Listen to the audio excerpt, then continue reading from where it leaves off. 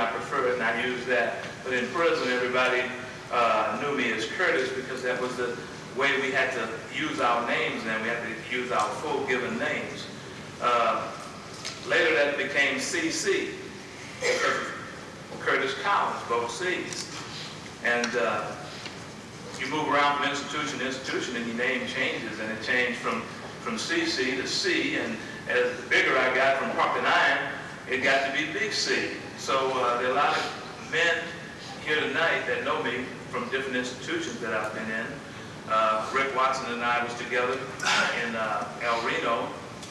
I was baptized in El Reno in 1982 by Blake Williams. Rick and I and Blake, we worked together closely. They taught me what it was to be an active Christian and not to be a person who was converted to sit down and be a pew warmer. And I owe my beginnings to Blake and Rick in El Reno. From that point, I went to Memphis, Tennessee. And in Memphis, Tennessee, a brother by the name of Alan Potts, who was there, was trying to get a congregation to come in. And he and I together were successful in getting the Sycamore View congregation to come in. And we have two men here from Sycamore View tonight who know me. From Sycamore View, I stayed in Memphis 9 years. And I was transferred to Fort Worth, Texas, where I was successful in getting the congregation to come in there. A brother by the name of Floyd Vidler works with the church inside of Fort Worth. And I stayed there 2 years, moved to Butler, North Carolina. And in Butler, North Carolina, I met Robert Floyd and Steve too. And they were already scheduled to begin the ministry inside the low there because they had already had one ongoing inside the medium institution. So that one didn't take much effort on my part. They had that already in the beginnings. From there, I went to Lexington, Kentucky, medical center there. Lexington, Kentucky was one place, the only place that I was not able to get a congregation of the Lord's church to come in. I had much opposition from the chaplain there, and he was successful in discouraging people from cooperating with me. 2 years in Lexington, and I left there and went to Beaumont, Texas. Stayed in Beaumont, Texas, 1 year and 3 weeks. It took me 6 months to get the church to come in there. The chaplain was the Assemblies of God chaplain. Tried to persuade me to worship with him. I broke all the rules, taught classes on the yard, taught classes in the schoolhouse.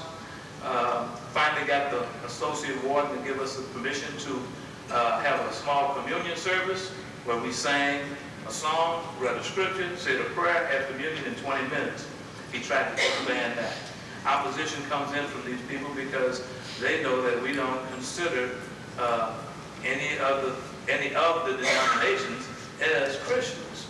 And when we recognize ourselves as Christians, it's automatically denouncing them as Christians, and they can't stand that. So I had a lot of opposition.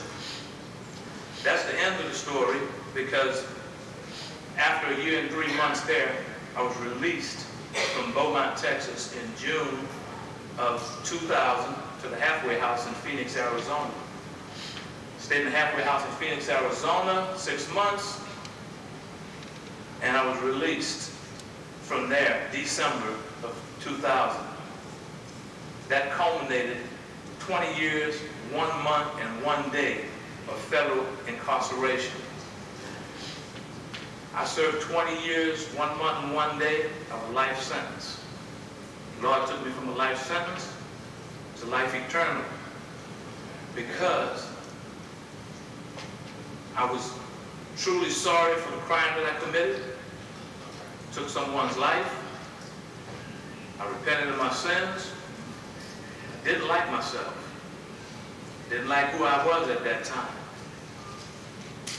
The Lord came into my life. I was serious. I used to smoke cigarettes. About a year after I was converted, I told the Lord, I says, if you can take these cigarettes from me, you keep the thought out of my mind, and I'll keep the cigarettes out of my mouth. And they were gone. I hadn't smoked in almost 20 years. You know? Drinking, I did that before I went in. And all the guys who've been incarcerated know you can get anything in there. If you want some wine, you can make your wine, or you can have it brought in by some of the staff. That's not honorable. Drugs come in prison. Don't sit here and think that in prison it's easy to kick habits, because anything that's out here is in there. And when I say anything, I mean anything.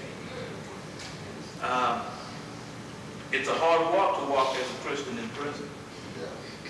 I remember when we were in El Reno, some of the very people that were preaching Christ in the denominations threatened Blake Williams and told him if he didn't stop preaching that gospel, that they were going to kill him.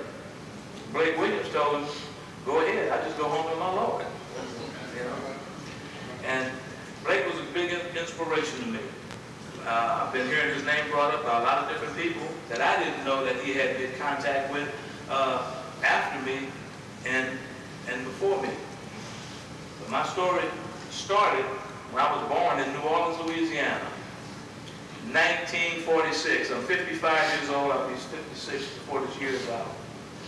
I'm the second of 7 kids, the second son, born to a man and a woman who was average family. My dad was a military man, career military man, and he was very stern because of that military upbringing, and they were also Catholics. So I had a very rigid upbringing. Left home at 15, stayed with my grandmother a few years, went to high school, went to service at 17, and when I went to service, I broke straight wild. That's who really raised me, the military. I met men that drank, men that went out and partied for a living, and that was being grown. Smoking, drinking, and womanizing. And that's how I learned to be grown. That 3 years passed, and I moved on to other things, but that lifestyle I kept. That lifestyle led me from drinking with drugs, prescription drugs, and illegal drugs.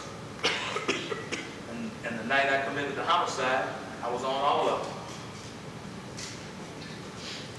The thing is that when Christ comes into your life, he cleans you up.